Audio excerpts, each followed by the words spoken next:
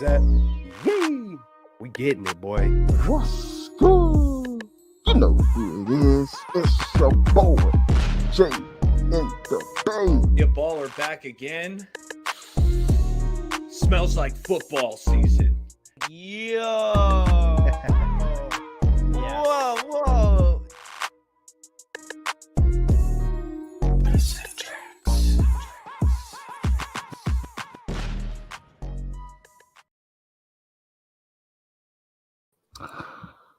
Faithful Niner Empire. What's good? It's your boy, Jay in the Bay, back with another straight out of the Bay production. It is a Victory Monday, fellas. Celts and Eric, how are you guys doing on this beautiful Monday night? How was your weekend? I would love to know. Appreciate everyone tuning into the stream tonight. Eric, you go first. How you doing? Hey, Victory Mondays are always sweet. Niners 5 in a row. You know, it was big time watching that win. Anytime you beat up on the Seahawks, it feels good, which it's been 4 straight. That's only the regular season, not counting the postseason, because it felt like the Hawks had our number there with Russ for a while, but now we own these guys. Yeah, absolutely. Hey, it's another Victory Monday. It sounds repetitive. What up, Jay in the Bay? What up, Eric? What up, chat? Hey, man, y'all know what it is. Hey, man, it's just a beautiful thing, man. We just keep on coming through. I can smell the playoffs coming, and yeah, man, excited.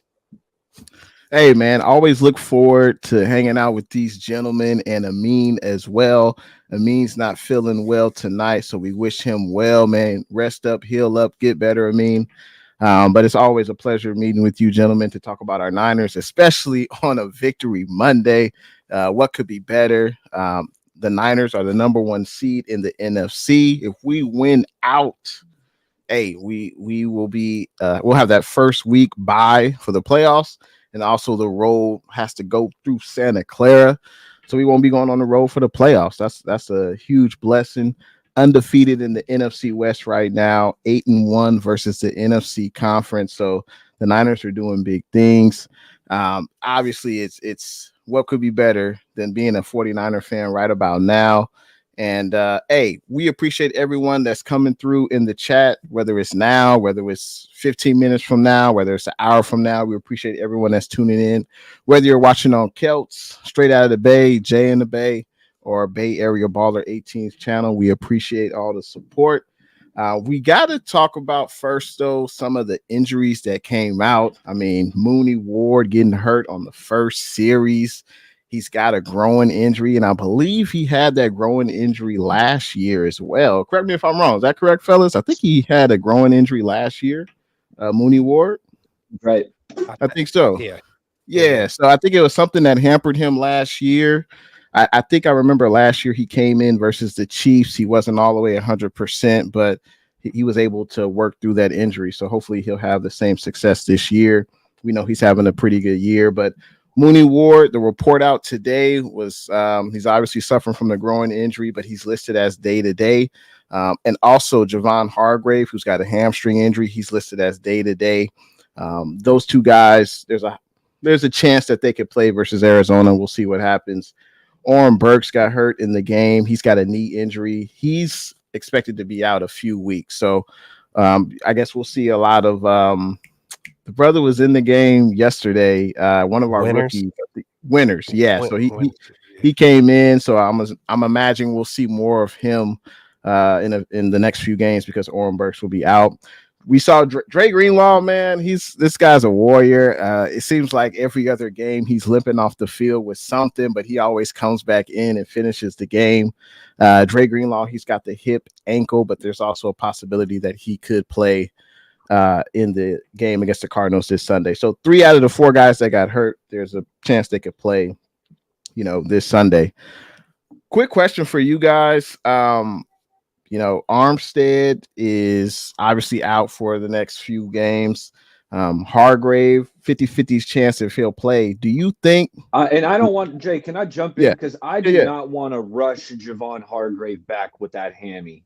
Like, I feel like the groin, I think that heals a little quicker than a hamstring. Hamstrings are tricky. They could be no joke. You pull it, then you can keep retweaking it. I don't really want to mess with that. I would rather kind of take it easy with Hargrave, but continue on because I think I like where you're going with your thought process. So please take back over, Jay. Hey, absolutely, man. I was just going to ask, should the 49ers stick with the guys who are in house, or should we look to that veteran free agent defensive tackle market? Big name, I saw Akeem Hicks. I mean, he's a guy, I know he's up there in age, he's long in the tooth, but we don't need him to play 50 snaps. But he's a guy that always wreaks havoc whenever I see him play against the 49ers. So I saw Akeem Hicks, Matt Ioannidis. Those were the two names that kind of stood out that have played pretty well the majority of their career. So if you look at the guys in-house, it's Kinlaw, it's Kevin Givens, and it's Khalil Davis. And I saw they had Cleveland Farrell or Gregory playing inside as well. So just quick question, yes or no, do you think the Niners have an answer in-house? Or should we go after and try to sign a veteran defensive tackle in the free agency market? What say you, Man, Kels? I seen Eric light up when you started talking about Hicks. When it comes to that defensive line, hey, he's Eric is probably a lot like John Lynch. He's like the more the merrier. Hey, if they're there, I'm gonna go get them. But I'm a little more chill on it. Like just as far as I want to see what Kinlaw could do with more opportunities. I want to see what Davis could do with more opportunities. They've been there. They know the deal. They know what's up. Givens, all these guys. I think it's their time to shine. You got to grab on to that opportunity and just, take full advantage of it. So I'm excited to see what these guys could do with more reps, man. But hey, if we're going to bring someone in, hey, the more the merrier. So, you know how we get down, when it comes to that. So I'm cool either way, but I definitely am excited to see, Kinlaw, man. I can't remember the last time I just seen him get blown off the map or pushed back. The leverage looks nice. I mean, he's a taller dude, so it's not gonna always be perfect, but I like what I'm seeing out of him. Kalia Davis as well. And so, hey, let's just keep this thing chugging along with the guys we got. But if we bring someone, I'm cool with that too. Yeah, I'm going to talk about some of the D tackles and their performance yesterday a little bit later. But as far as the free agents, man, I forgot about Akeem Hicks. I forgot he was out there because I love me some Akeem Hicks. He's a difference maker when he's healthy and he's right on the interior. And before you said Akeem, the name that I was first thinking of was Ndamukong Suh. This was a guy that the Niners supposedly were in the hunt for along with the Eagles last year. He ended up signing with the Eagles, but I think Ndamukong Suh can even, provide depth. Right at this point, we're banged up on the interior. I think Ndamukong Suh can still get it done, at a level, at a respectable level where I'd be comfortable giving him some snaps. So that being said, I got some good things to say about how these D tackles performed yesterday. Hey, nice, man. Looking forward to your insight on that. Gotta say, what's good? We have E. Kim, Daniel, Spencer, Bryant Culp. We have Eric, Don. What's good? Appreciate everyone tuning in to the stream tonight. I mean, I like what I'm seeing from Kinlaw. I think if we add another guy from the free agent market into the mix, it could only help this squad, especially if we get one more injury, then we're really depleted at that spot. So I wouldn't be surprised if John Lynch brings up a veteran defensive tackle. Akeem Hicks would be great. I forgot about Ndamukong Suh. I mean, I'm not sure if he retired. I know he's not on a team right now, but hey, maybe John Lynch should kick the can and give him a call and see if he's in shape and see if he at least wants to come out and see if he still has that will to dominate in the trenches. We also have CJin in the building. We have Tile Rob in the building. What's good? Appreciate everyone tuning in to the stream tonight. So brought up the injuries, talked about the veteran free agent market a little bit. We got to get into, I just want to get like an overall like picture of the 49ers right now. Obviously, we started the season off great, 5-0. We had our slump, lost 3 straight. Now we've basically won 5 straight. And this was the first time Pete Carroll has lost 4 games in a row. We also swept the Seahawks. And before Russell Wilson was traded away, I mean, to say he had our number was, is not stating it correctly. He owned us. 17 wins out of 21. Like, that's so when he was traded, I was thrilled. I couldn't understand it from a Seahawks standpoint, but Russell Wilson owned us. But since he's left, Pete Carroll has not won a game versus the Niners. I have to know from the fellas, I have to know from the chat, is it a failure if the 49ers don't win the Super Bowl this season based on our talent, how we're dominating the upper echelon teams in the NFL? I would love to know how you guys feel about that. Let's start off with Kelts, man. What do you say? We are not losing the Super Bowl this year. Nah, hey, I'm not a mind reader. We never know how these things go, but I had to just speak that into the air. But I do want to touch on Seattle and Pete Carroll before I hit that question up. And oh, how the tides have turned. It's just, that's how it happens, man. And it feels like, Brock Purdy is kind of, how could I say this? It feels like he's kind of taking the league by storm, and I know you get all the narratives and all that, but if you really look at the eye test and what he's truly doing and take all the noise away, I made videos on top of videos talking about Trey Lance is going to take the league by storm, and that's Brock Purdy. That's what he's doing. My spirit knew someone was going to do it. It just didn't know how it was going to come and who it was going to be. But just to hit your question up, um, part of me wants to say, yes, it is a failure, just given the fact of the peak that we're at right now. It just feels like we're that team that's supposed to do it. So it would feel like a failure in that kind of a way. But I'm looking at it in even a bigger picture that I feel like the biggest question mark with the 49ers was the quarterback. And I feel like we got the quarterback for the future. And with the core pieces, I feel like we're always going to be in it, and I feel like the anxiety is just taken away. Well, once you have that quarterback, man, I feel like, that's a massive success. That is the number one thing I wanted coming out of this season. I would always talk about being lukewarm, picking a direction, and what I was really talking about was, hey, pick a quarterback, get behind him, stick with it, and we tried to do that with Garoppolo. He couldn't stay on the field. It was just, he was stuck in the box. He was truly limited.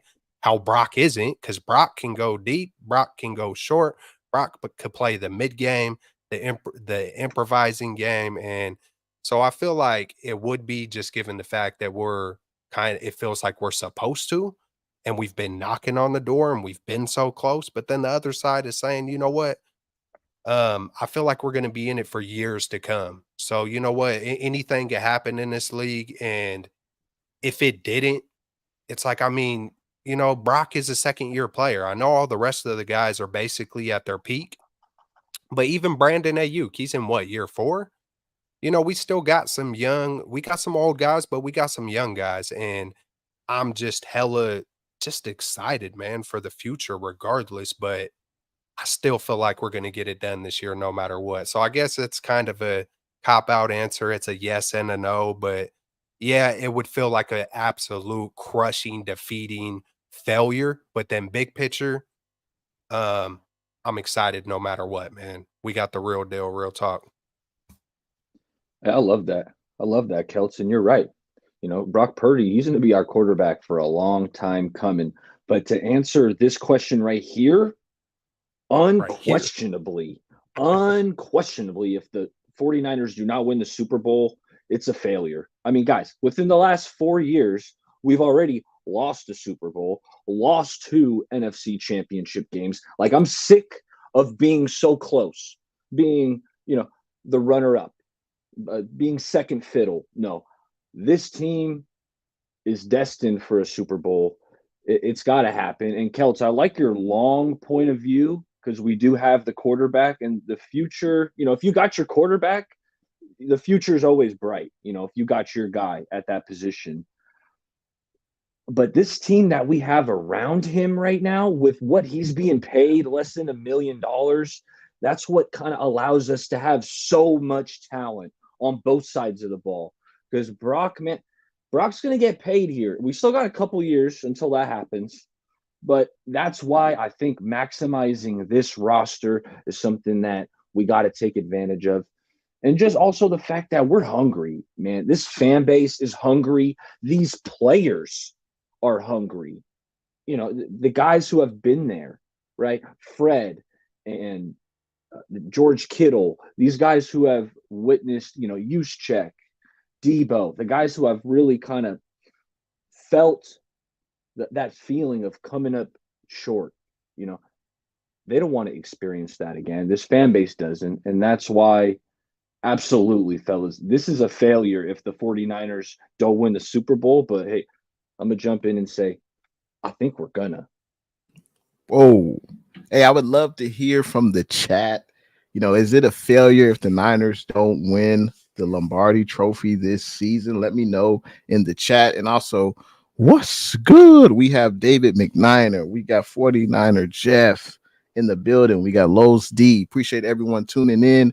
Feel free to hit that thumbs up button if you're geeked up for the 49ers being the number 1 seed in the NFC. I think it's a clean sweep. There's no doubt about it. If the Niners don't win the Super Bowl this year, it's a huge failure with the talent that we've amassed on this squad, going after a Chase Young, bringing in a Javon Hargrave, swinging for the fences for CMC, the best running back in the NFL. I mean, there's no question about it.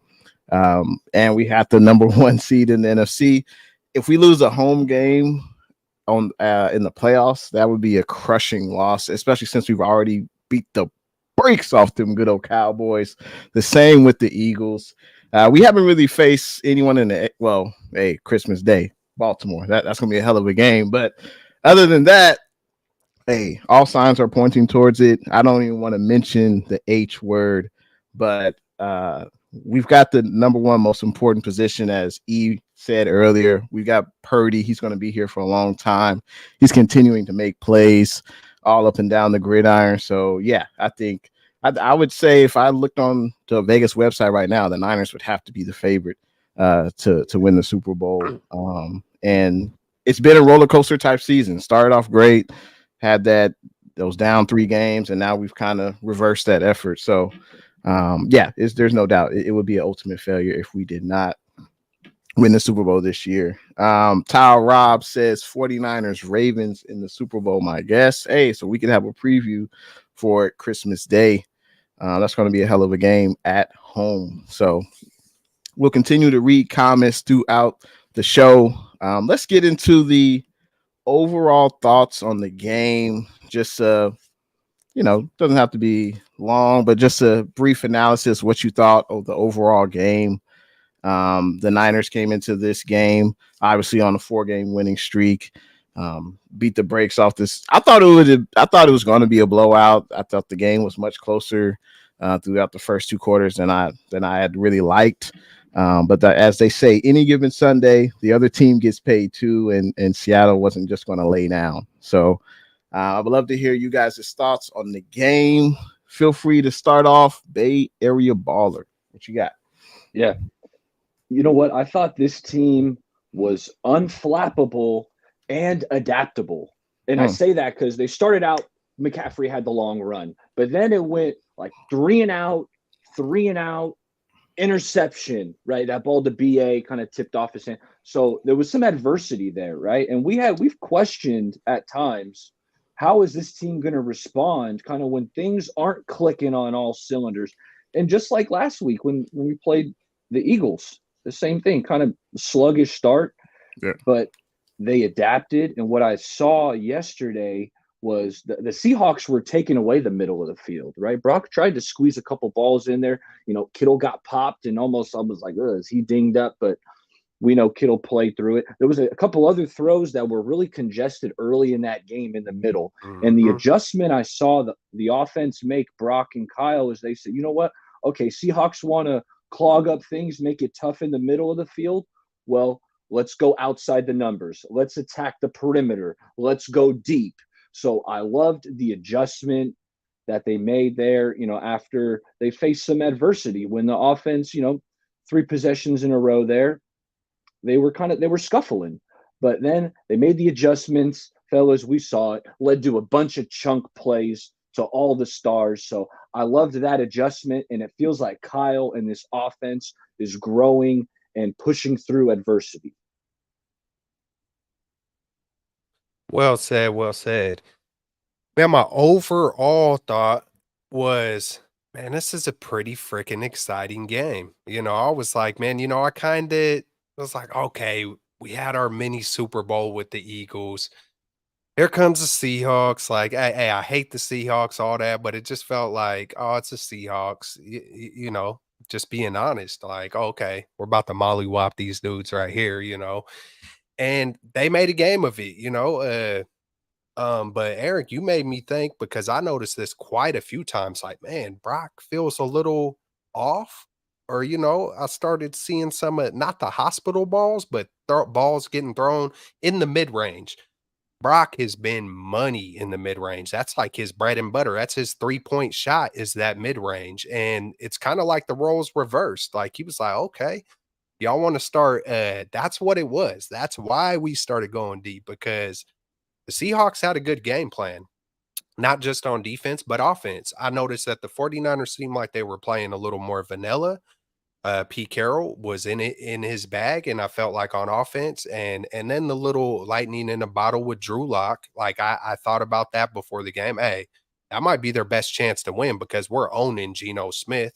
Sometimes you get even if it's a Nick Mullins, who it doesn't matter who it is, it could be a Tim Rattay for that one game that could come in and do some things. So I was kind of like, I don't know, there was so much during the game. I was just like, man, this is hella exciting both ways. You see both teams trying hella hard. There was just a lot of action, players getting ejected, and that's just not all, that's just a piece of it. But just overall, I just really like the game. It did start off slow, but just when you see Brock Purdy throw a freaking absolute, probably his longest bomb of the year, I mean, he couldn't have handed it to him any better. I mean, and that's because they were playing Brock Purdy's mid game. They were creeping up. They caught him flat footed. You know what I'm saying? So it just, and then he goes deep to Aiyuk. I know we're going to get into all these things, but it was just, it's kind of, it's just like it feels like even if we've seen Brock do this over and over and over, it feels like since the Rams game where he overshot what 2 or 3 deep passes, but then they still even connected on a deep pass in that Rams game to Jennings. It feels like he's been perfect ever since on his deep balls, like and everything in between. So it was just hella cool to see him connect multiple times. Just, I mean, it's just I don't even know what words I could use anymore. Magnificent, like, it's just it's lovely, it's beautiful, it's awesome, it's hella dope, you know. Yeah, man, we keep on doing big things, and I don't see it stopping even when we're off, even when we have slow starts, even when it feels like we're kind of falling off. I mean, look, Ward goes out of the game, and here comes Oliver, and I'm like, oh Lord, they're about to target this dude. And they got him for a couple, and Ambry, they got the one pass to Metcalf, but Ambry was still in position. He was slightly off, just inch. It's a game of freaking inches, but hey, they held it down. Demo's out there doing things. So overall, man, oh my God. And I gotta bring up, dude, I think the one time I asked you guys last week, was there any times you guys jumped off of your couch? I mean, all I could do was the Jerry Rice when freaking Purdy hit Deebo. I'm just silently hands up, but when Mitch Wisnowski took off, I was freaking roaring. I was in my house. I don't know. I think I was laughing and yelling at the same time. It was, we've joked about Mitch and get down Mitch. When I see Mitch take off, I mean, that's what I mean by exciting. Like it feels like this game had it all. And even Mitch got his, even if it didn't count in the stats. So, hey, man, we're just entertainment. We're not only entertainment, but we're dominant. It's like we have every piece that you could want on our team. We're classy, we're savage, we're hungry, just all of it, man. We're exciting. So, man, that's my thoughts on the game. Hey, well said, man. Coming into this game with the uncertainty of Geno Smith, of him playing, I think he had a growing injury or something. He tried to test it out before the game, but he ended up didn't play. I thought the game would be pretty interesting. I think we have Geno's number, but it turned out this was a typical division game. Both teams know each other real well. We don't like each other. Clearly, you saw that between DK and Fred, and there was a lot of hitting going on. But my overall thoughts on the game is, hey, I'm glad the Niners won at home. I thought it was a huge game. It's a division game. You got to beat who's in your division right now. We're undefeated. When I saw Brock, Aiyuk, Deebo, Kittle, CMC, it's like deja vu. It's like we're talking about the same things kind of every week. It's almost like I gotta pinch myself. Is this really happening again and again and again? It's like every week we are, Brock is throwing downfield. Brock is escaping the pocket. Brock is making plays. Brock is allowing extra time for his receivers to get open. CMC's got another big run. Like it's fun to watch. It's really fun to watch. Hey, I give kudos to the Seahawks. They played us really tough in the first half. I didn't think it would be that close in the first half, but after we scored on that first drive, Seattle scored on us. But DK was silenced basically the rest of the game. We didn't really hear about him until he got thrown out the game. So, hey, kudos to the Seahawks. They played tough, but obviously the better team won. And I'm looking forward to next week against them good old AZ Cardinals, another division game. But something that I wanted to bring up was I wanted to see how the Niners will respond in this game. Sometimes, hey, we could be a little front runners, right? Sometimes we could look past the team that we're about to play. We beat Philly, right? This was our payback for the NFC Championship game that we lost last year. And how would we respond? I think overall, we responded pretty well. I didn't think it would be that close in the first half, but hey, the other guys get paid too, and at the end of the day, you get the win. That's all that matters. So, we have Avatar in the building. What's good? He says, congratulations on the playoff berth. Absolutely. Lowe's D says, to see any deep ball, I jump in my pool, man. It's been a minute since we've seen that consistently. And that's the thing. Brock Purdy is the number one accurate passer when throwing past 20 yards, which is something crazy, right? 63 completion percentage. Like that's insane. And they say, well, he doesn't have a strong arm. He doesn't have a cannon, but hey, he's throwing that ball deep and it's with accuracy. So the next player who is behind Brock is CJ Stroud, the Texans quarterback. He's at a 57% completion percentage. So Brock's he's got touch on the short throws. He could throw it deep with the best of them. It's like, that's also another reason why this would be an ultimate failure for us not to win the Super Bowl. It's like, where are we weak at? I don't see it. Is it we keep playing the way we keep playing? For me, there's no weakness on this squad. So Christina says 49ers first team to clinch the playoff berth. Yep, absolutely. And so let's get on to what we liked and what we didn't like from an offensive standpoint. There's a lot of guys who had great games yesterday. So what did you like? What did you not like? What did you think that should be improved? Let's start off with Bay Area baller. What you got? First I'm going to start off with Christian McCaffrey, just like he started off this game against the Seahawks. McCaffrey, he was outstanding once again. His vision, his decisiveness running the rock, as a pass catcher. But even if you take away the 72-yard run that he had to start the game, which I don't know why you would take it away, but even if you did, it was like he had 15 carries for 73 yards. That's like 5 yards a clip. So McCaffrey was outstanding, and you got to give kudos to the offensive line because I really feel like they're run blocking well, particularly during this last 5-game winning streak that we're on right now. So kudos to the O line. Deebo Samuel was outstanding. And what I love to see from Deebo, fellas, we know how good Deebo is, down by the line of scrimmage, just with the ball in his hands. Like Deebo is one of the best players in football with the ball in his hands.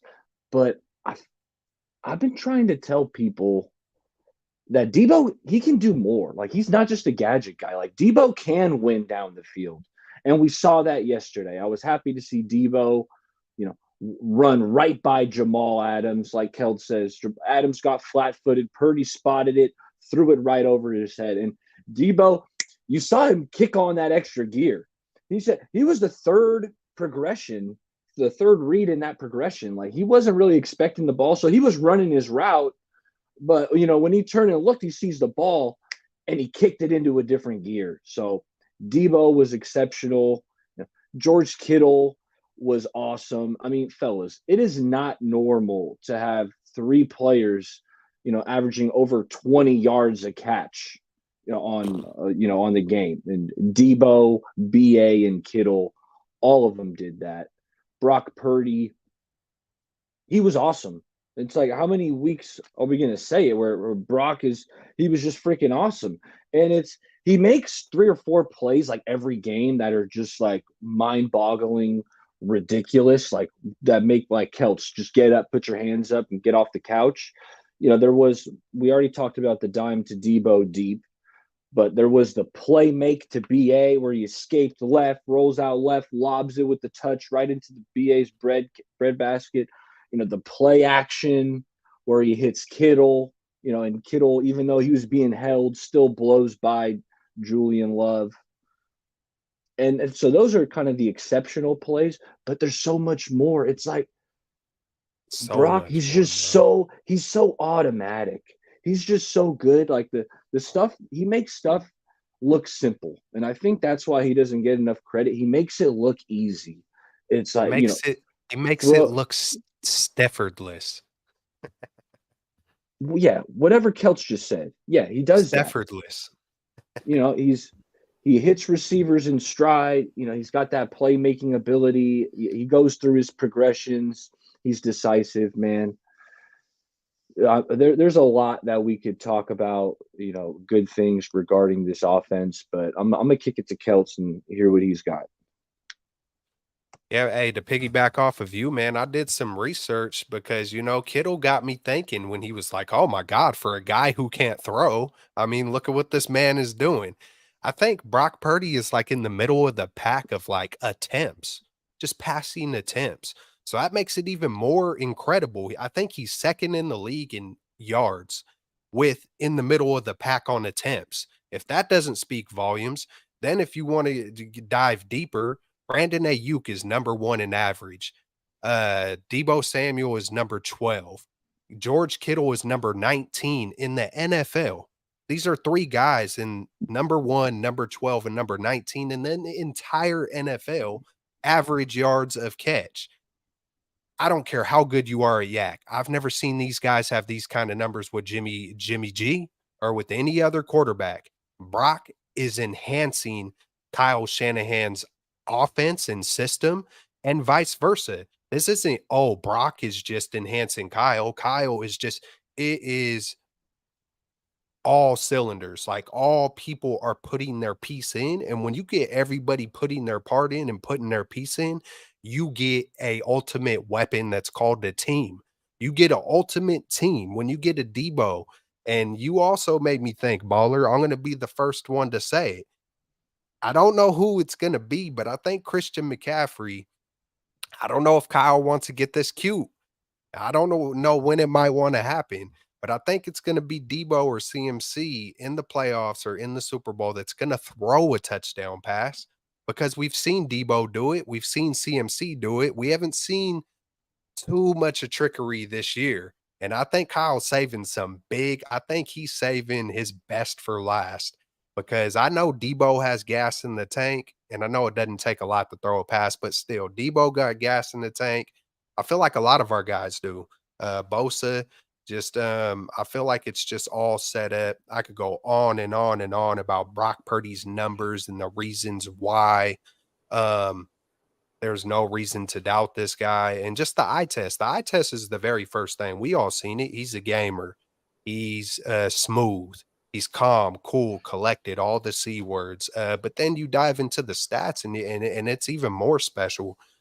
Just what he's really doing. He's on pace to set franchise records, 49er franchise records in almost every single category or every major category. I think touchdowns might be a little bit off, but completion percentage. He right now, Brock Purdy, for a single season, he's rated as the sixth best NFL quarterback rating season ever in history. I mean, this isn't by accident. That don't happen just by yak. And, I think people just say stuff maybe either because they don't want to believe it, they don't understand it, or they just want to keep some fire under that man. It's like, hey, keep on talking because this man, he just, I heard people online say stuff like, oh, it's because he's white, or he's a white geek, or he's a geek, he's a nerd. This dude, hey, I'm keeping it real.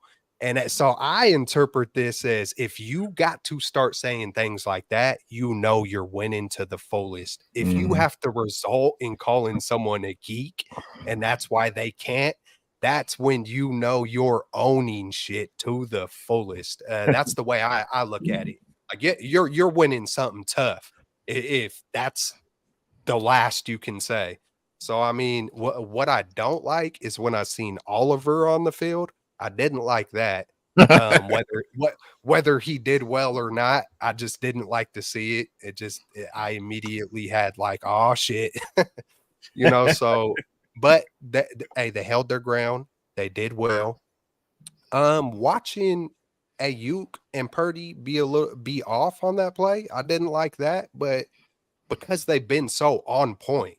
And that made me think of the little bit of the letdown. Maybe just a little bit of focus was just barely off. But even when we're a little bit off, we still, came through and did what we were supposed to do. And, I think the next drive, they went straight to Deebo, or they went straight to Aiyuk on a slant and then went straight to Aiyuk, I think, again. So I love to see that, okay. Hey, we were off target right here. We weren't, whatever was off, Shanahan went right back to it. Shanahan's been great. Sideline Steve has been great from top to bottom. The pass rush, Kinlaw looked good. So there's not a lot of dislikes. And Mitch freaking Wisnowski, I got to bring it up one more time because I just love to see it, man. It had me cracking up and celebrating at the same time. So. Yeah. Hey, that was my dislike. Ronnie Bell. I mean, come on, man. I mean, Mitch calls his own number. Supposedly, he slipped.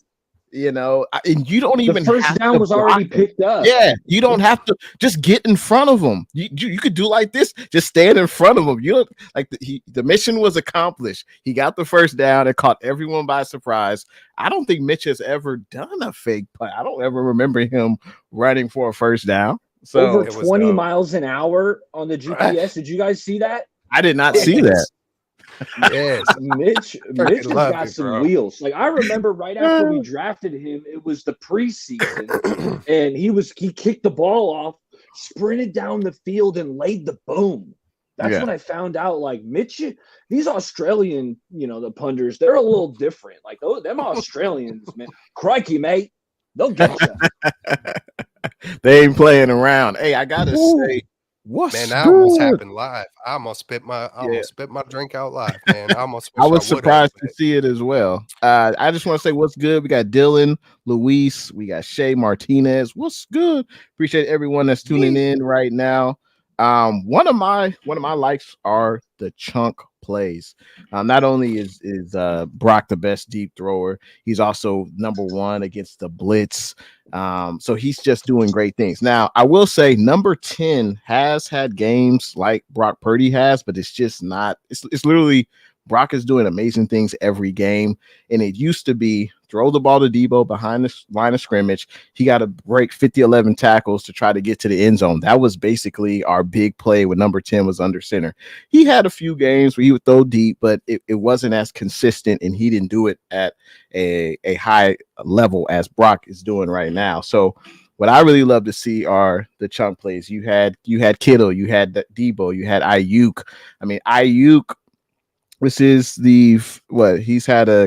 his second consecutive season where he had 1,000 yards receiving, and it hasn't been done since 2013, 2014 with Anquan Bolton. So to see the Brock rapport with Aiyuk is something, to behold. I mean, he may pay himself out of a contract extension with the Niners. He may want 25, 26. Debo's already at 23. He ain't going nowhere, Jay. He ain't going nowhere, Jay. I don't think he is, but I think he's going to command more than what Debo's getting, right? I mean, we'll see what happens, but even. You think it'll be even? We'll see what happens. But he's playing. But I think this is great for Aiyuk because he's playing so well, back-to-back 1,000-yard seasons. That's incredible. But just go back. Say it again. Oh, that's only the fourth to ever happen in 49er history, right? I think it's Rice, T.O., Anquan. That's great company. That's special. That's special. That is special. Very special. So that's what I continue to be amazed by are the consistency of the chunk plays. There's a variety in how we're getting down the field. Sometimes it could be a 3-play drive. We get down the field and score. Sometimes it's a 12 to 14 play drive, but it's just beautiful to see this offense thrive. It's like I said before, it's like I got to pinch myself. Is this really happening? Like we're literally doing this every game. So it's just a pleasure to see. There's no doubt about that.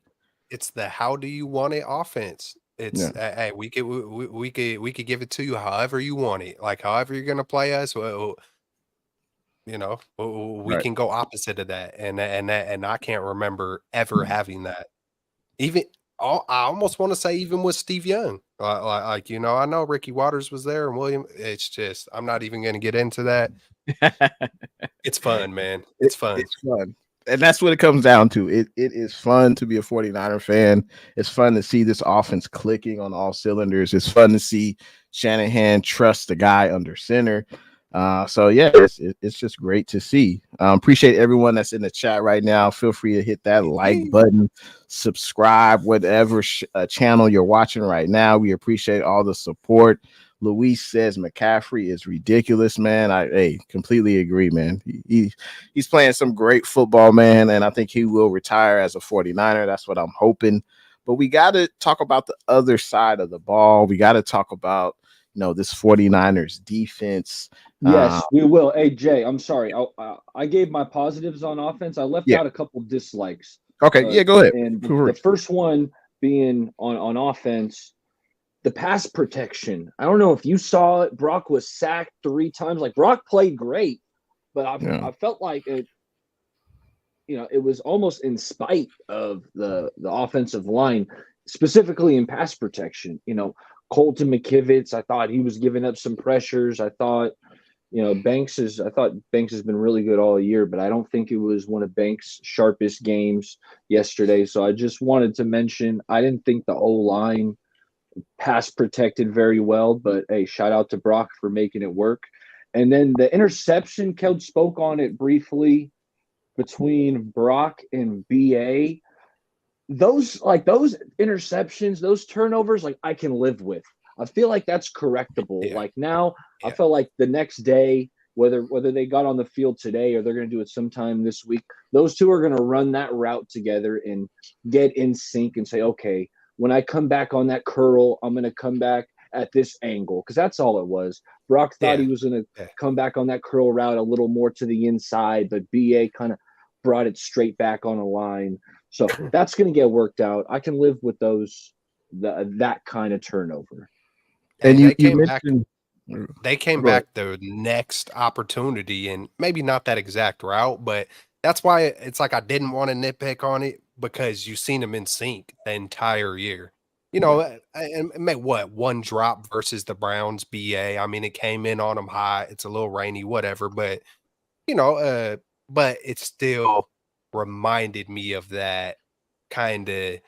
Are they fully locked in? You know, that was kind of, but they're so good that that's rare. You see a 1-2 punches in the NFL do those kind of things like all the time, and they'll come back and resurrect it immediately, and then it's forgotten.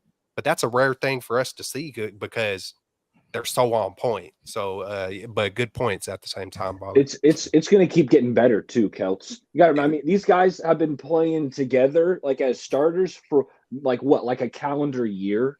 You know, Brock and BA have been playing like, you know, when BA gets his money and gets re-upped, like the camaraderie, the chemistry, it's only going up. These two are definitely going to be on the same page. I feel like that's the difference of what I would always talk about with Jimmy. I feel like he didn't care as much, and Brock does. And just even the communication, or I would talk about Montana and Dwight Clark being best friends, and that stuff really matters. You know, you don't got to be best friends, but if you're really working together, like, and you're on a mission and you're hungry for it and you want it off season, throughout the week, you know, it matters. And I think, you know, those were the two biggest points with CMC and Brock Purdy. When I said, you know, a lot of folks said we would start off slow.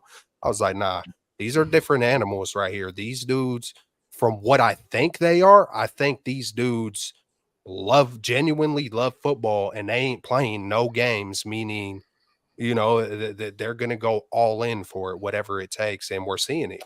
We're seeing it. And E, you mentioned the sacks earlier by the Seahawks. I mean, they have a pretty good interior defensive tackle tandem with Leonard Williams and Jaron Reed. I believe they're former first round picks. I think the Seahawks traded for Leonard Williams a few weeks ago, and I think they drafted Jaron Reed, I believe. So, you know, you got two blue chip talents at the defensive tackle spot, and they definitely made the Niners pay in some of those snaps, that's for sure. But speaking of defense, that's what I wanted to get to now. Shea Martinez feels like Nick Bosa was the player of the game. Low Jackson says Ji'Ayir Brown looking like a young hog in the making. So what were you guys' thoughts on the defense? Go ahead, Kelts. What do you think? Man, I'm trying to think. I think what did they have? Like one run? I think there was one good run. I mean, I haven't even looked at the box score. That's something I used to always do, no matter what. I would look at every single pressure. I mean, I went from looking at every single thing you could look at to now I'm just using my eyes and just you know, just like kind of just depending on solely basically what I'm seeing, you know, and I'll go peek at it sometimes, but I haven't on this one. But I feel like they didn't have very many rushing yards. Now I know they got a couple. Yeah, they only had 70 rushing yards on 20 rushing attempts. So that's only about a 3.5 yard. Yeah. That's a little bit more than I thought, but I thought Givens, you know, I'm thinking about the guys who aren't normally in there. I'm thinking about Kinlaw, Givens. I think Kalia Davis played. I'm not sure how much, but I think he played quite a bit. I know D Winters came in. Obviously Ji'Ayir Brown, y'all know I've been, you know, I hyped him up, you know, something tough, you know, in the beginning of the year. It took a while for him to get onto the field, but you know, he's doing well.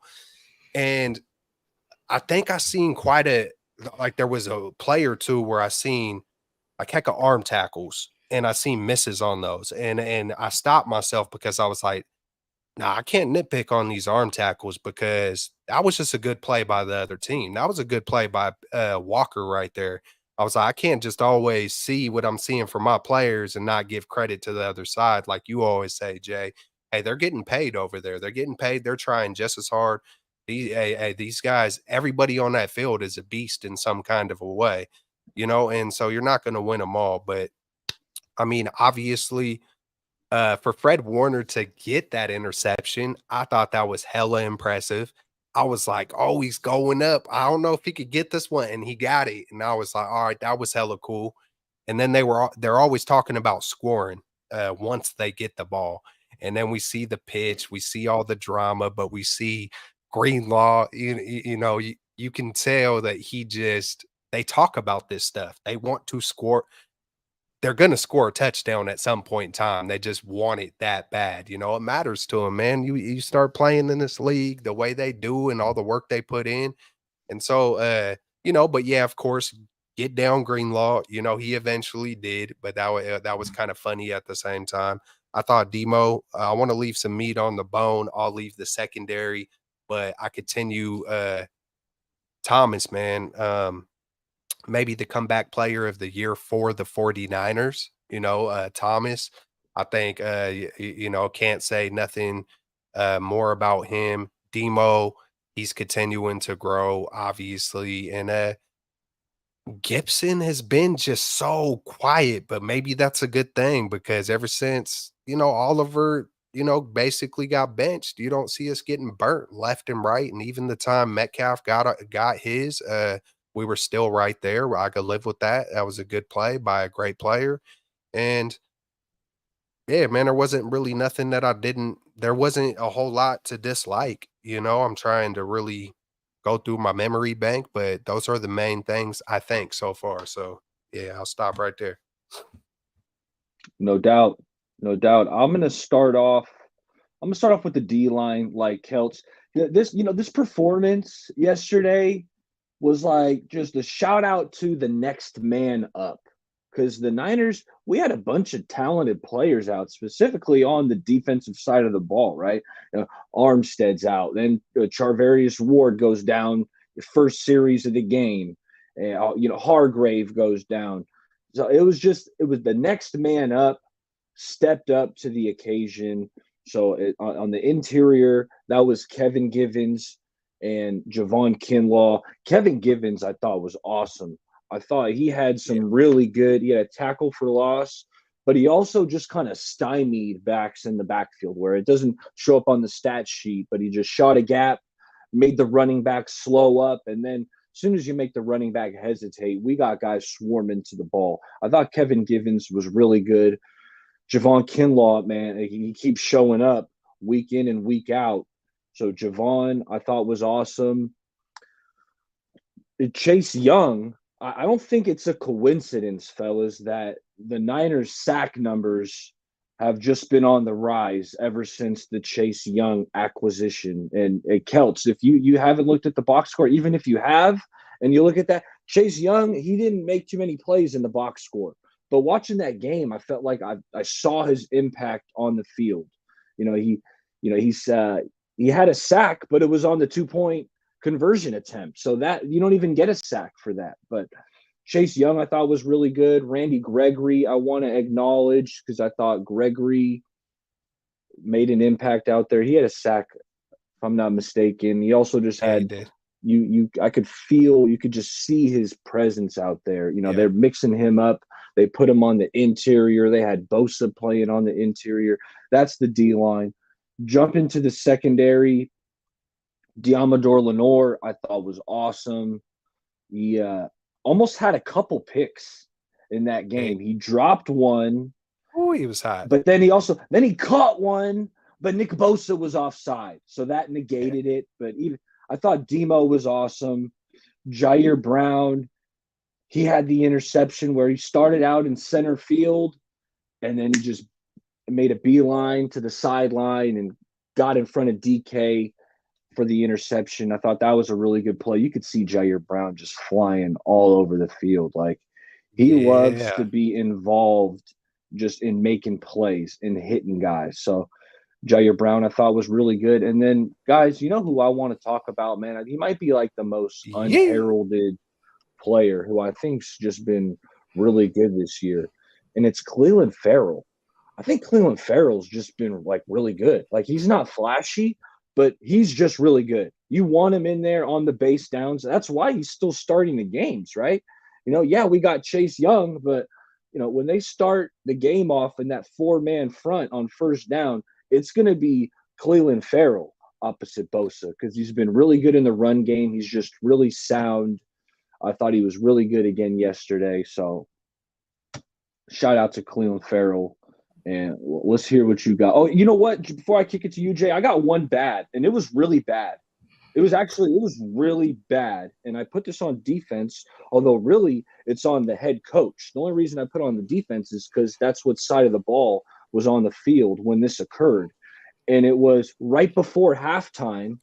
49ers have the Seahawks backed up by their end zone. Like, where was the ball at? Like the 10-yard line? Like, they were backed up. They had a penalty on first down. Shanahan could have either accepted it, a 10-second runoff, or declined it. He should have said, we don't want that 10-second runoff. The management. It was awful management, Kelts, because it was second. It would have been like 2nd and 15, and they're way backed up. Like, at that point, the Seahawks are just not trying to give you a pick six. Like, they were going to run something super conservative. Niners should have called the timeouts, got the ball back somewhere around the 50-yard line with probably about 35 seconds left, after using your timeouts to stop, because the Seahawks would have just ran the ball a couple times. Anyway, it was horrible clock management by Shanahan. And I saw him, they asked him about it in the presser, and he said, we went back and forth on it, whether to call timeouts, to not, and we went back and forth. I decided not. He ended up saying he didn't like his decision. But you know what? That's in the moment. That's when you got to make that decision. Because going back to the NFC Championship game, that's that lukewarm. There was a huge play, Devontae Smith, right? I'm going back to last year's down the sideline, the first series. It should have been a challenge. So there's times where these immediate decisions need to be made, and you have to know. You got to know, and you got to make the right decision immediately. I felt like in that one, they blew it. They needed to call the timeouts. They would have got the ball back before half, because it was a really tight ball game at that time. So that's where I'm critical. I want to see him kind of clean up these kind of split-second decisions that happen. And I know it's not easy, but it's like you got to use the timeouts there. Steve Wilks, you can't blitz the house in the Minnesota game before half. It's just like little decisions like that. You got to challenge that play in the NFC Championship game when Devontae Smith drops the ball and Hufanga's telling you to challenge it. Those little decisions, like, that could cost you. So just clean that up. No, hey, I want to touch on that real quick, because I thought that's an easy 3, but then I instantly just tried to make myself feel better, like, oh, well, what if injury would have happened? Just trying to force the issue, or hey, let's get to the Super Bowl. Let's get to the halftime clean. I try to make myself feel better. Yay! But at the same time, like, hey, that's 3 on the board. I feel like that was an easy 3 points we could have got. And then you even hammered the point home, Baller, with why not take the opportunity to work on that? That's something that might come up in a playoff or a Super Bowl where you have to get those 3 points in those 35 seconds. Why not practice that opportunity? You know what I'm saying? And then Kyle, it's almost like props to Kyle for lightweight admitting that, because back in the day, he wouldn't have been like, nope, I made the decision. It was the right decision at that time. And that's it. That's it. Like, I made the decision. It was right in that moment. Even if I was wrong, it was right in that moment. So therefore it's right. What? Like, that's Kyle. So props to him for at least being like, you know what? Like, I could have, should have, what? But you're even more on point, Baller, because you have to know. You got to know, like, you've been doing this long enough. And I know every game is different. Things come up, but you got to know. You got to know, like, are you going all in, or are you playing it, or you playing conservative? I know, like, I mean, if we were up by a couple scores, then it's an easy decision, right? But like you said, it's close. And then even if we are up, why not take it, with someone like Brock, who doesn't have a ton of experience? Let that be another, experience gained. Hey, we took these 35 seconds and we were able to go down, and shit, with our offense, we might have got 7, but is what it is. I'm glad you brought that up, Baller. No, excellent point, Baller. And that, I think it speaks to Shanahan's aggressiveness, which is something that has been questioned in the past. But I feel like this season he has been more aggressive. But anyone who's played Madden can see, oh, they're 10 yards away from the goal line. They're probably going to be super conservative if they run the ball. Hey, call timeout, try to get the ball back. You're 15 yards, 20 yards away from field goal range after they punt. So it's definitely something that Shanahan should have done. I kind of like what Niner Sickness said. Niner, he didn't want to. He says the Niners did not want to make a mistake at that point. At the end of the day, we won the game. That's all that matters. Fair, but in certain situations in a playoff game, I think I trust Purdy to not make that interception at the end of the half. Like I trust him to make the right decision. So I would want Shanahan to be aggressive, but it didn't come back to hurt us. But yeah, no, great point. But I saw your Twitter post on that, Eric, and I was like, yeah, baller, you right about that. He should have been aggressive and just called a timeout, force Seattle's hand at that point. Some of the likes on defense I saw, I saw third down conversions, the money down. The Niners were only allowed 2 out of 11 conversions. So that speaks to me that we played really well on defense, made it very difficult. The Seahawks were in a lot of third and long situations because we played pretty well on the first few downs. So that's one thing that stood out to me as far as the box score. We did give up a few runs to Charbonnet around the outside. But other than that, I mean, he was pretty much bottled up. The Seahawks couldn't really run the ball consistently. So I think overall it was a pretty good defensive effort. I know Isaiah Oliver, he's going to have his struggles in the slot. Like he can't cover shifty, fast wide receivers. Like him versus Tyler Lockett is not a favorable matchup for the 49ers. So, I'm expecting him to give up some plays, but you look at him and his tackling. Hey, he was second on the team in tackles. Like that's important. So kudos to him. Ji'Ayir Brown with the interception, Fred Warner with the pick. Eric, you mentioned earlier Chase Young. So when you look at his box score, yeah, it's pretty light, but Fred Warner was able to get that pick because Chase Young hit Drew Lock's hand when he was trying to throw that ball. So sometimes it's the things that don't show up in the stat sheet. My buddy he's a Washington Commanders fan, and he was like, oh, Chase Young, he's garbage, yada, yada, yada. He's injury prone. We're glad we got rid of him. And he tries to tell me that he doesn't do much on the game. But if you watch him, it's not always about the sacks, the pressure. Sometimes it's just about being a disruptor, getting your hands up at the line of scrimmage, recognizing a screen. Like it's just the small stuff. Granted, he's a number 1 pick. He should be like Bosa, getting a bunch of sacks, but for the price we paid to get him, and we do have more sacks as a team since he's been here, I think he's definitely helping. Is he getting the huge sack numbers? No, but I think he's definitely helping, and he's another player that we can add to that pass rush to, affect the quarterback. So I think overall it was an excellent defensive effort. Anyone else had anything to add on the defensive front? Cleveland Farrell, man. When I heard Baller talking about Farrell, it's just like Amenahue was screaming out at me, and I know because Amenahue was hella solid. So was Ebicam. As I almost messed up his name right there. Samson. He buked him. Yeah. Jay used to go hard with that one. Samson. He buked him. I remember when we signed him. I was like, "Oh, we got a steal." I ain't never even heard of this cat, but he must be a steal if we just signed him. But I was going hard too. I was talking about Samson out of the Bible and everything. I was going dumb on it, but Farrell feels like who would you say? It just feels like it's easy to be out, man. That's our Amenahue right there. He's been hella solid all year. I don't care what his box score looks like. It feels like he is always in the right spot. He's not out of place, getting pushed back. He's always, doing something positive or just, just solid. Solid is just the main word. It feels like he is the Amenahue on the team. And, so there's a reason why he's there. And, who knows what the heck happened to, Drake Jackson. That's a whole different story. But I was way off on that one. I had high hopes for him, and He regardless, started it off doesn't well. matter.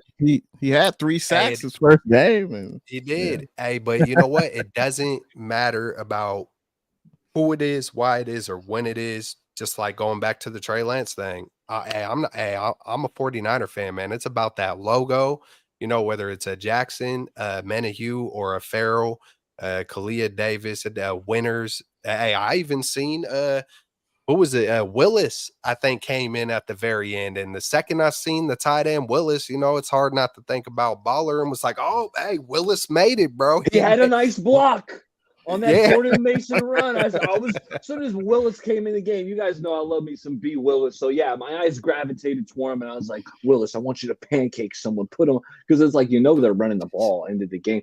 And Willis, man, nice block, man. I saw that. We seen it, Willis. We seen it, man.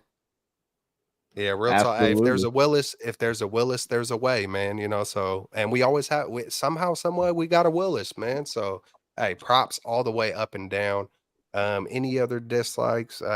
Man, not but a good thing I think with Greenlaw, I think he banged the knees, so he's probably got a good bruise. I think that's what it was. If I seen it correct, it looked like him and Warner come flying in, and freaking, it looked like it was just more of like he's probably got a bone bruise or something like that. But someone like Greenlaw, he probably wouldn't even say it's a bone bruise. yeah. Like those things hurt. Those things hurt for a while, but. And for the Niners defense to play without their best corner for basically the whole game, I think we played pretty well. I don't think Mooney is a shutdown corner. I think he's pretty good going up against like guys like DK Metcalf. But I think we played pretty well.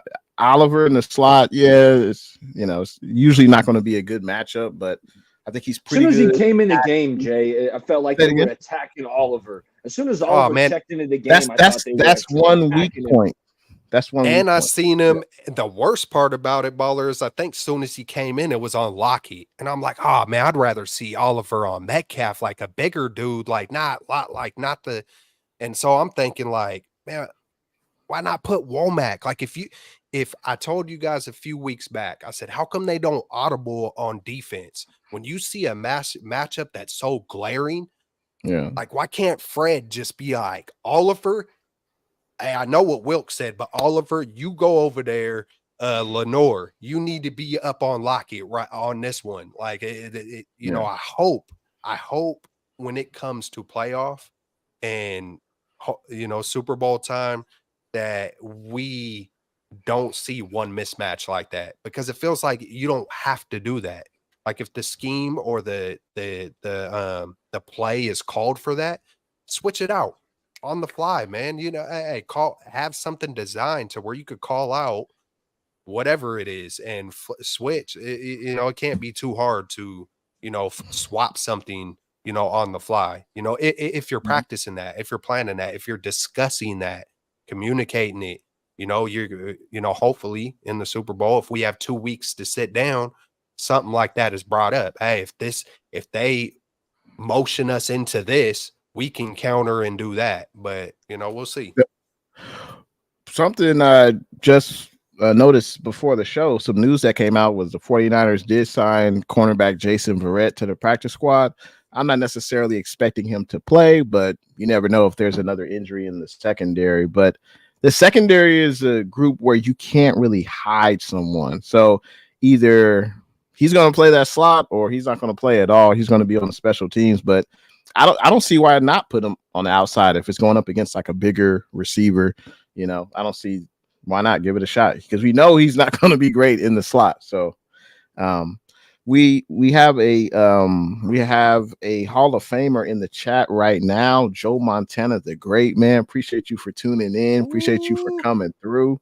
Appreciate that, bro. Shay Martinez also is a fan of Chase Young. A lot of people say that they are a fan. He was a steal. Luis said, I believe he was talking about Chase Young. He's a disruptor, 100%. Tommy Huxley was good. He says Chase Young, best trade of the deadline. So a lot of Chase Young fans let's get to one of the best parts of the show. We got to talk about you guys' game ball. People in the chat, let me know who is your game ball. Who deserves the game ball for the game yesterday versus the Seahawks. Started off, let's go with Bay Area baller, man. Who deserves the game ball in your opinion? You know, the stars get a lot of pub. You guys know how I roll. I kind of like to look for the motivational, kind of under the radar game balls to give these players some additional motivation and acknowledgement that I think you had an exceptional performance. So I'm going, God, this is my guy. I've been a big fan of this player for a few years now. I think he's a good player. Now he's thrusted into a more prominent role due to the injuries on the interior. I'm giving it to Kevin Givens. I'm a big fan of his. You know, he's not a big defensive tackle, all right? He's undersized for that position, but he wins with quickness and agility. You know, this is a guy who, similar to Kalia Davis, you know, played running back in high school. Like that's why he's so nimble. That's why he has such quick feet. I thought he was awesome yesterday. You know, he had a tackle for loss, but I saw him just kind of shoot gaps and just disrupt the running backs, whether it was Kenneth Walker or Charbonnet. Givens, man, I've been a big fan of his. Usually he's playing kind of just a bit role, you know, maybe only 15% of the snaps, 20%, but with the injuries, he stepped up. So shout out Kevin Givens. Keep working. I see you grinding, shooting gaps, and just being a game wrecker. Game ball, man. I'm trying to run through my memory of just like who do I want to, who do I not want to. I mean, I could give it to the whole team, man. I almost just want to keep on preaching the whole team. It feels like there's so many things that are always singled out. Oh, it's the Yak or it's Shanahan. Nah, it's everybody. It is everybody from the top to bottom. Even Jed York sitting in the background. You know what I'm saying? None of this would be possible if he didn't give long extensions that people were crying about to Shanahan and Lynch. But long story short, I want to give it I want to give it to Demo, man. I want to give it to Demo because I've seen a little bit of myself in Demo. I thought it was kind of funny and I would laugh at myself. You know, that is one thing about me that I will definitely do something dumb on purpose and have everybody laughing at me. You know, it's just the kind of guy I am when I'm not on this screen. But I started laughing at Demo, watching him trying to hop in the pile. He just looked like one of the littlest dudes that was just gonna give all his heart. You know what I'm saying? When the fight broke out. And I just love his just his tenacity, just who Demo is, man. You know, it always felt like he's an underdog, but he's just you can see him becoming a pro, man, and he's being on point. He's hungry. What's his nickname? The hyena, something hyena or something like that. Do y'all know? I just learned that. He just did a little interview. I don't know if you saw, I've but heard it hella times. he's like one of Uh, nine. One of nine. He's got like 8 siblings, Demo. Hey, maybe Shout out that's to Demo. hey, do you know where he sits on the family? Because I'm the youngest of 6, and I used to get my ass whooped by one of my older brothers. But I would not stop, bro, until I got one solid hit. And when I seen the game of him trying to jump into the pile, it just reminded me of that. So I want to give it to Demo, Lenoir. Yeah, man. That's who's getting my game ball. You could see the heart, you could see the passion, the wanting to get better. And I think it kind of when you got guys like Fred Warner and Purdy and just CMC and Nick Bosa and these guys that just uh will just go the extra mile, do the extra training, like do whatever it freaking takes. It just spews out on the entire team. You know, there are no weak links. They all speak the same language. They're all on the same freaking mission, and they're trying to take it, man. They're trying to take it any way they can, even Demo, man. So Demo gets my game ball. Hey, well said. I was gonna say Debo low, but you know, that was an easy one. Well said, fellas. I think we're going to need Kevin Givens to continue to play how he's playing, especially if we don't want to rush Hargrave back. I mean, at this point, do we need him to beat the Cardinals? I mean, I hope not. But this was an incredible game, especially on offense. You know, Lowe says Deebo deserves the game ball. He's well deserving. Had another incredible game. Deebo's really peaking at the right time, and we're definitely going to need his production. You could talk about CMC. Man, I just sat on my couch and CMC takes it damn near to the house. He's incredible. The Aiyuk show is continuing to impress. He's also peaking at the right time. Brock, I mean, what can I say, man? He's playing incredible as well. I could give it to all those guys, but Kittle had a great game too. Fred Warner, told DK, hey, don't mess with us out here at Levi Stadium. You don't want none of this. You had 2 catches and then you were silent the rest of the game. So I'm going to give the game ball. For me, I'm going to give it to Brock. And because he's continuing to play at a great level. I haven't seen this consistency at the quarterback's position. I know it's only been almost 20 games. Almost. I know Cap had a great run. Jeff Garcia, Alex Smith had a minuscule run, but I got to give it up to 13. I think he's making the guys around him better. They trust in him. They believe in him. Shanahan believes in Purdy. And I think, like E said, we got a quarterback for the future. And I'm going to give it to Brock. Another 300-yard passing game. Career high. Yeah. And he was sacked. There was some adversity there, but he overcame it. And so I'm going to give it to 13. I think he's doing a hell of a job. Great pick. And like I was saying earlier, like even when his bread and butter, that mid-range game was off, okay, you can take my mid-game range away. I'm about to go over the top now. I've been waiting for y'all to try to take my mid-game range away, and then he goes deep, man. So because he can throw it deep, he might not have the strongest arm, but he's accurate and he can get it there. So since that Rams game, I think he's been almost perfect. No, absolutely. Other people in the chat have said Deebo deserves a game ball. I mean, there's well-deserving players. I think one person said Nick Bosa. I mean, he had a sack, and then he had one where Drew Lock got out of the sack. But yeah, Bosa's been playing excellent as well. Did anyone else have anything to say regarding the Niners Seahawks game, or should we move to the Niners and Cardinals keys to the game prediction? What say you, fellas? Oh, how the tides have turned. That's how I started it off. And it's lovely, man. It's lovely, man. I think about the 17-0 in the 90s versus the Rams with Ken Norton Jr. with, multiple pick sixes punching the goalpost all up in Jim Everett's face.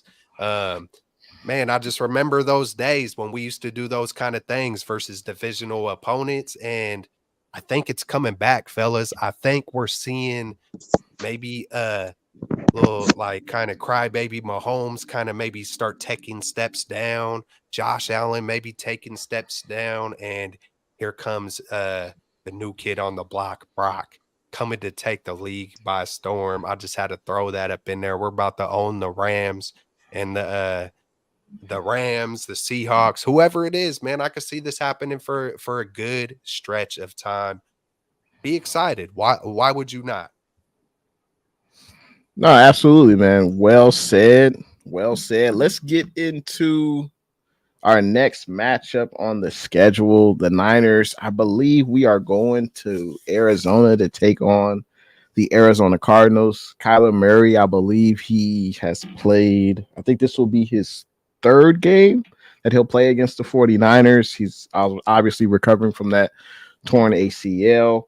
The Cardinals are not a very good team right now. They are 3-10, so not expecting much, but it's still a division game. It's on the road.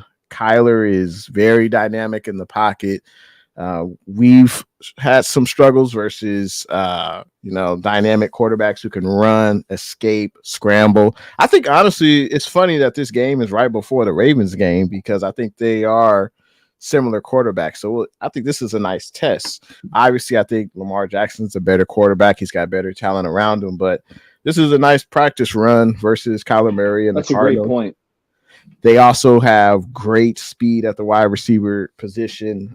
James Conner, I think, is back. I know he was banged up early this season, but unfortunately, James Conner and Huff can't get a rematch. But my key to this game is, I would say, put them away early and don't allow Kyler to get outside the pocket. Make him beat you with his arm and stay in your rushing lanes if you're a defensive lineman. And win again on third down. Keep Kyler in the pocket, win on defense on third down, and put them away early. That's what I got. What say you, Celts? Anyone that stands out on the Cardinals roster or keys to the game? Oh, let me get my prediction first. Sorry. I got the Niners winning 31-17. 31-17. That stuck with you from that's been one of my go-tos all year. Just playing the averages, it just feels like we could do that any week versus the worst team, the best team. It just feels like that's a good score. Yeah, man. Selfishly, if I were to just take off my Super Bowl or bust hat, and if I wanted to see something just in a selfish way, I would love for Kyle Shanahan to give more opportunity to Brock and just for him to take the MVP. Hey, let Brock win it or lose it. You give him more opportunity, it's a chance for more interceptions. He's in the middle of the pack on attempts. So selfishly, I want to see Brock have a shot to just go take it. And Brock Purdy is from Arizona. I believe he's real close to Glendale, where he born and raised and all that stuff. So I'm going to come out and say that this is going to be Brock's. He's probably going to have a gang of people out there who he knows and loves and family and all that. I'm pretty sure his parents are still out there. So I'm going to say this is going to be Brock's big game. I know he's already had multiple big games, 4 touchdowns, no interceptions. I just thought of this now. Props to Kyle Shanahan for letting Mason get that touchdown. That just spoke to me like it's team first. McCaffrey don't need to get them all. But, selfishly, I was like, oh, man, Purdy could have got that, man. Part of me wants to see maybe not MVP, but just I don't know how to explain it. Once you start getting close to history and franchise records, why not? You did it for CMC versus the Jaguars a few games back. So, if I were to be selfish and all that, yeah, hell yeah, I want to see, hey, man, we might see the best game from Brock coming out on this one, but maybe Arizona will be ready for it, just knowing that it's going to be highlighted on him like that. When you go somewhere where your family is, that's just the way it is. Everybody knows it. So, yeah, they got Kyler, of course. Hey, Connor, he ain't no slouch. I like Connor, man. He always goes hard. Hollywood Brown, he goes hard. I'm not sure too much about their defense. It's man, like the Cardinals. It's kind of like I forgot they were a team for a minute, but like someone said in the chat a minute ago, they always give us a good game, whether it's a Colt McCoy, it doesn't matter. They always come to play. I'm pretty sure we did pretty well versus them in Santa Clara. But yeah, man, this is Brock's first time going to Arizona. So, I'm looking out for that. It's got to set a little extra fire inside of him. You know what I'm saying? And when he get to pointing to his veins, man, you better watch out. No doubt. No doubt. Let him hang all the way. Man, Cardinals 3-10. I feel like they're a little better than the 3-10 record, and probably most of that is due to Kyler, missing the majority of this season. But when Kyler's back there at quarterback, man, Kyler's a playmaker, and the little I've seen of him in his couple games he's played, he's moving pretty well. It doesn't look like he's hampered by a lingering ACL issue. Like he's moving well. So Jay's absolutely right. You got to keep him in the pocket. Make Kyler beat you from the pocket. And Celts, defensively, there's not a lot of names to know on that Cardinals defense. Like Yeah. I had just looked up their depth chart, and it's like, yeah, we know they got Buda Baker, and then I'm looking up and down that list. There's not a lot of big names to be The had Brock on game. that on the It's the Brock defensive side of the game. ball. So yeah, it might be a little bit more higher scoring, only because if the Cardinals Mhm. want to keep up, they're going to have to put up some points. Hollywood Brown, he is a speed demon. Like Hollywood is a big time deep threat. He's dinged up. He missed this past week's game. So, and fellas, we got to mention that the Cardinals are coming off a bye, right? And they are at home. Like those are a couple key advantages. Like having that bye week, that extra week to prep, because when you're on that bye, you are specifically doing extra game planning for your next opponent. So the Cardinals, they were watching the Niners closely.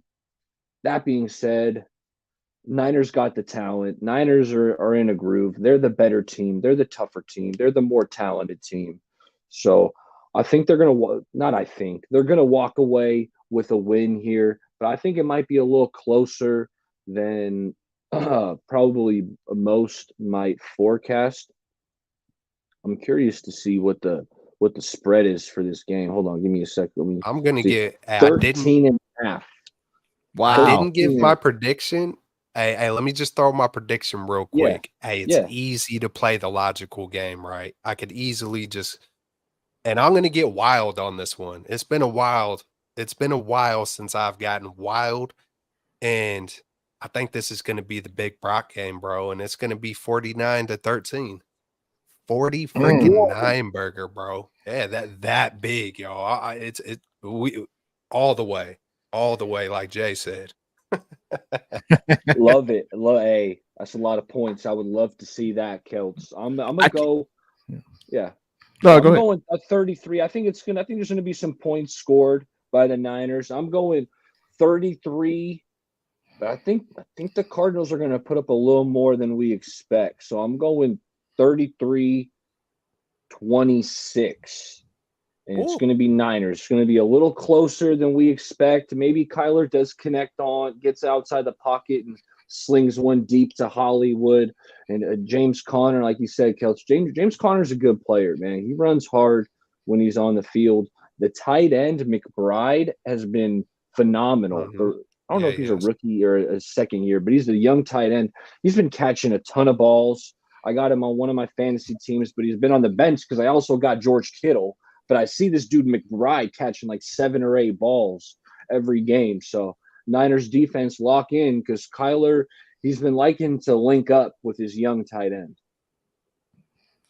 No, absolutely. And when you look at the Cardinals' 3 wide receivers, I look at Hollywood Brown, they've got Wilson, they've got Moore, they've got Dortch. Like they're all fast guys. So if Mooney Ward doesn't play and Oliver's in the slot, I just wouldn't expect the Cardinals are going to be able to move the ball. Honestly, I think they'll be able to move the ball down the field against us because we're going to allow them to get the 8-yard out. I think we're going to allow that. We don't want to get beat over the top. We don't want to allow those big chunk plays. So I think the Cardinals, they're going to move the ball, but what's key is our red zone defense. That's going to be really key. We got to be able to not allow them to get in the end zone, obviously, but I'm just not going to expect us to shut down the Cardinals offense. That's an astute point by Eric that they do have a bye week. They're going to be well rested. They got more time to prepare for us. So it's going to be an interesting game. That's for sure. It's going to be an interesting game. Looking forward to it. Niners will be on the road. And can't wait. And as someone mentioned in the chat, there will be a lot of faithful out there. There's a lot of Niner fans in Arizona. So we should have a lot of fans representing the red and gold. That's for sure.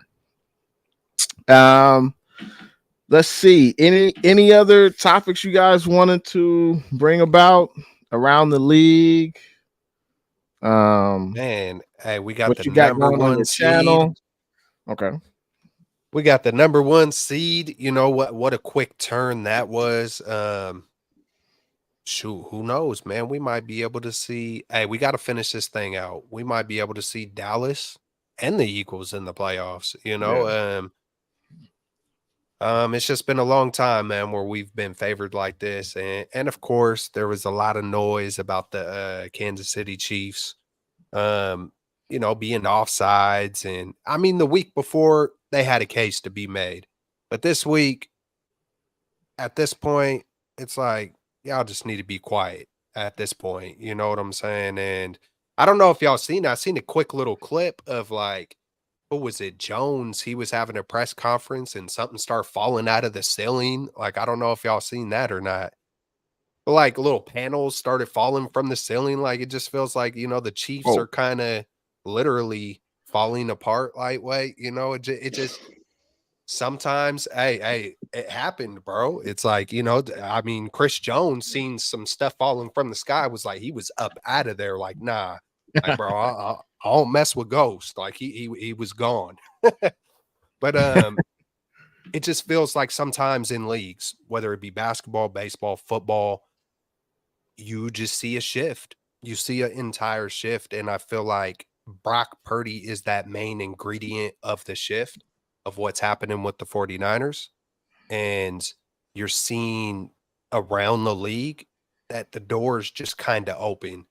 And it's not going to be ran through Kansas City. I know we're in the NFC, but we've went to Dallas and beat Dallas in their home in the playoffs. We've been to Philadelphia and won at the Eagles. You know what I'm saying? It just has that feeling like it's wide open for us right now. My Super Bowl prediction, I think like way back in the offseason, I threw a prediction, the Jets and Niners, because I went with that storyline of, Rodgers and Saleh and all that. But then once, I could think like a few weeks before the season, my only other prediction I've ever given was the Niners and Dolphins. And so I'm going to stick with it. Hopefully we get there. I know it's looking far ahead, but still, that's what I'm kind of looking at, just that storyline and what I think is going to happen. And, I think it'll be electric if we see something like that. And I can't wait until it comes, man. And I'm enjoying every step of the way on top of it. Other than that, yeah, nothing too much, man. Hey, we're healthy. We might have some little injuries, but we haven't really had a catastrophic one. I've kind of every so often I'll bring that up, Hey, and hey, we still got Womack. Maybe we switch it up with Oliver and Womack, situationally. We'll see. And, we just got to avoid the big injury, man, and it's ours. That's how I feel. Yeah. Good stuff, Kelts. Man. Oh, here's what I was going to go. The Niners are the number 1 seed right now. Okay. And that's huge. Being the number 1 seed in your conference, you get the bye, you get home field advantage throughout. I mean, guys, I can't stress enough how pivotal that is. But guys, Niners got to be locked in every single game, every single play of every single game. Because one slip up, man, one loss, that's all it takes for that number 1 seed and that bye and that home field advantage to go bye-bye. So Niners, stay locked in. It's one game at a time. It's one play at a time. Because, you got a huge advantage right now. You're right where you want to be. But, hey, you slip up one time, you already dropped 3 games this year. Slip up one more time, and that bye could be gone. So stay locked in, stay focused. And I think this team will. Man. I do not want to give up this number 1 seed that the Niners have gained right now. Doesn't Beto already got a shaved head? Like, you got to shave the eyebrows. You got to make it worth it. You got to make it worth it. You got to do the eyebrows or. That's funny. Is there any team in the AFC that you guys are concerned about? Any team, say it again. The Is there any AFC? team in the AFC you think the Niners would have trouble beating, or you think that they're better than the Niners in the You know, AFC? the only team that I think can, and it's kind of scary because we're playing it, the team that I think could potentially give them the most trouble is the Ravens and Lamar Jackson. Lamar Jackson is just a rare, special athlete. Like, I was thinking about this earlier.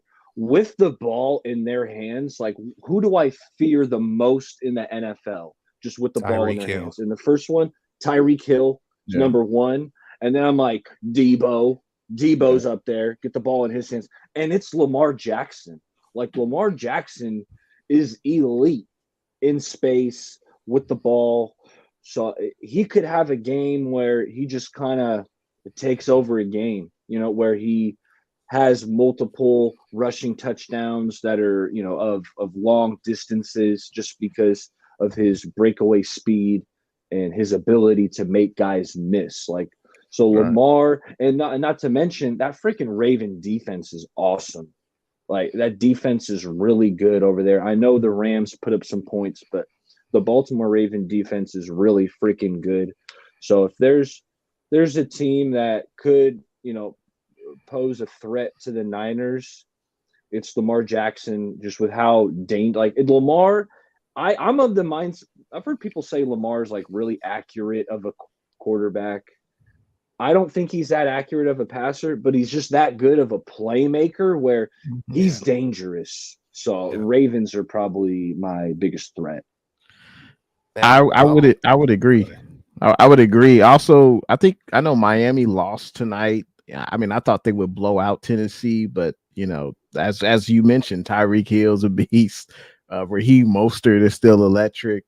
Miami, they're in the number one seed right now in the AFC East, and we could very well see them possibly representing the AFC in the Super Bowl. So I think, yeah, Miami, Baltimore, and what a great job by the NFL for scheduling on Christmas Day, the Niners and Ravens prime time. Like, that's a great matchup at Levi's. I can't wait. And that could be a Super Bowl preview. But I think we'll get some good practice. We got 2 back-to-back mobile quarterbacks, so I think that'll help us for sure. And the schedule makers I might get in trouble on Christmas. I think we got Warriors basketball. We got Niners football. It's like, man, I might. Don't talk to me. I'm watching the games. Oh, never that. Nah, never that. I try to get them to join in on it, but if anything, it's like, you know, I might be trying to. If there's some family stuff going on, I might have to be taking a lot more. That's me. I might have to be Open taking your a lot of presents over extra. there. Yeah. I might have to take a lot of bathroom breaks, or you know, just yeah, I'll go to the store. I'll go grab whatever it is we forgot, you know. But now, man, wow, I didn't know the Dolphins lost, so they came back on. Yeah, man, that's the one thing I fear. The one thing I fear of any team, and I really don't fear anybody. But if I had to pick something, it would be, yeah, Tyreek Hill. Yeah. Oddly, I feel confident against the Ravens. I don't know why. Maybe I need to go put their tape on a little bit more and go, you know, I've seen them quite a bit, but oddly, I'm just hella confident. Maybe it's just the birds or something, but I just fear just that explosion. And it feels like the only one. And then even when the Dolphins did lightweight explode on us, Brock Purdy's first game, he was still able to come through and manhandle it. I know our defense had a lot to do with it too. We had the what was it? The Bosa strip sack, Greenlaw in the end zone. I know you know, Greenlaw had a big deal for us to win that game, but yeah, man, there's nothing that I'm too worried about. I'm more worried about us. I'm more worried about, like Baller said, hey, one game at a time. We just got to stay locked in. Stay locked in. Part of luck. You know, I hate to bring luck up, but you know, luck of the injury bug. You know, I feel like only we can stop us, and as long as we're doing what we got to do, it feels like we're unstoppable when we're you know, full throttle. When we're going, yeah, man, it's a train, and the momentum ain't going to be stopped unless, you know, we kind of shoot ourselves in the foot, which makes me think about the Shanahan thing.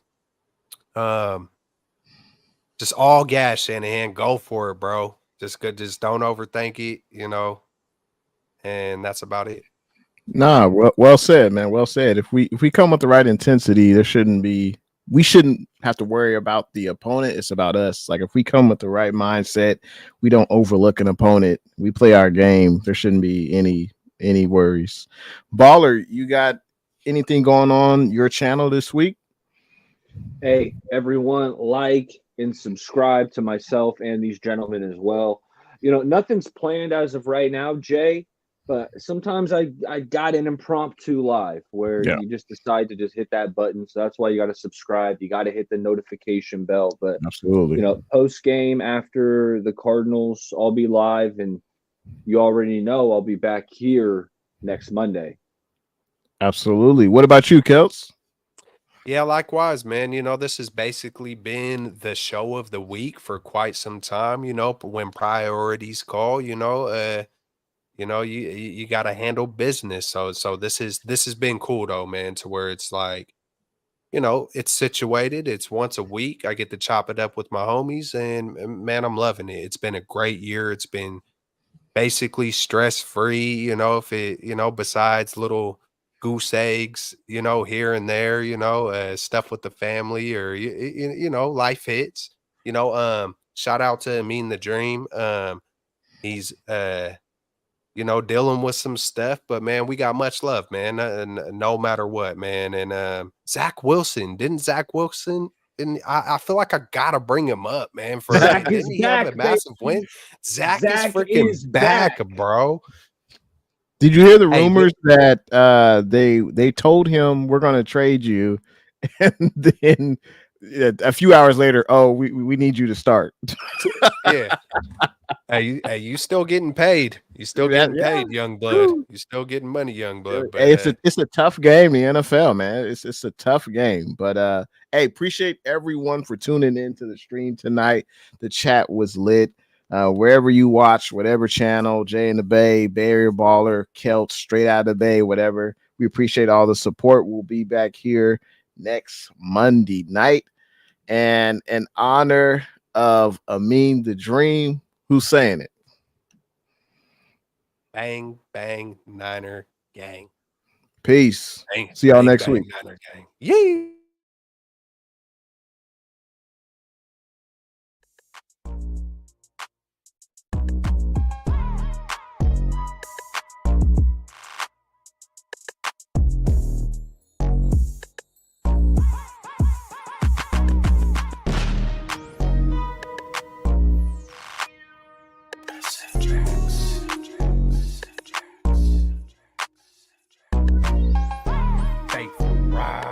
Up.